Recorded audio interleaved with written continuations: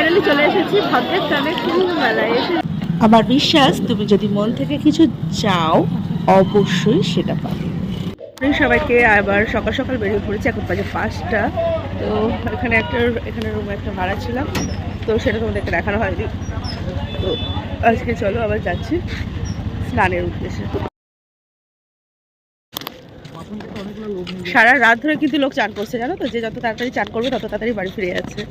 তো চলো, রাত 12টা 12:30 ঘুমানোর পরে আবার সকাল সকাল তো নয়, ঠিক 2টো থেকে 2:30-এর মধ্যে উঠে পড়েছিলাম। উঠে রেডি হয়ে আবার বেরিয়ে পড়েছি। ঠিক এইখানে 5:30 বাজে, তখন আমরা বেরিয়ে পড়ি যে একদম সঙ্গমের উদ্দেশ্যে।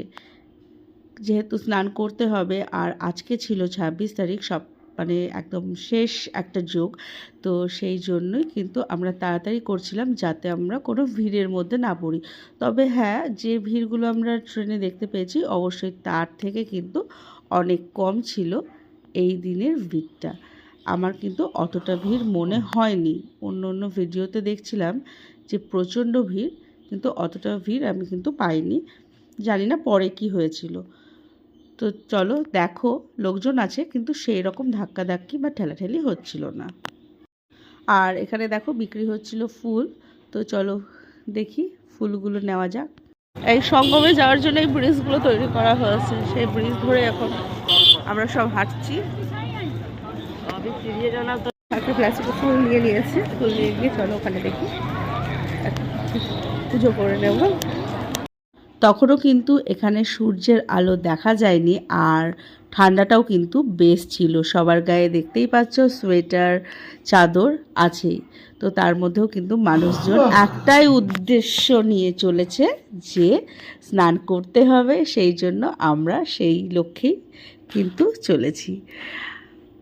যতই ঠান্ডা থাকুক, ঠান্ডাকে উপেক্ষা করে মানুষজন কিন্তু স্নানের উদ্দেশ্যে যাচ্ছে। আর সব থেকে বলে রাখি, এখানে কিন্তু কোনো রকম অসুবিধা হওয়ার কথাই না, প্রশাসন কিন্তু সমস্ত ব্যবস্থা নিয়েছে। চলো আমিও নেমে পড়েছি এখন জলে, আর পুজো করে নিই। পুজো করে নিয়ে তারপরে কিন্তু জলে ডুব দেবো। তো ধূপকাঠি ধরিয়ে প্রথমে পুজো করলাম, এবং ফুলটা জলে না ফেলে আমি কিন্তু ফুলটা ওপরেই রেখে দিলাম। আর একটু সিঁদুর দিলাম জলে, যেহেতু এটা গঙ্গা যমুনা সরস্বতী তিনটেই মেয়ে, তাই একটু জলে সিঁদুর আর একটু প্রসাদ দিয়ে তারপরে কিন্তু আমি জলে ডুব দিতে চলে গেলাম।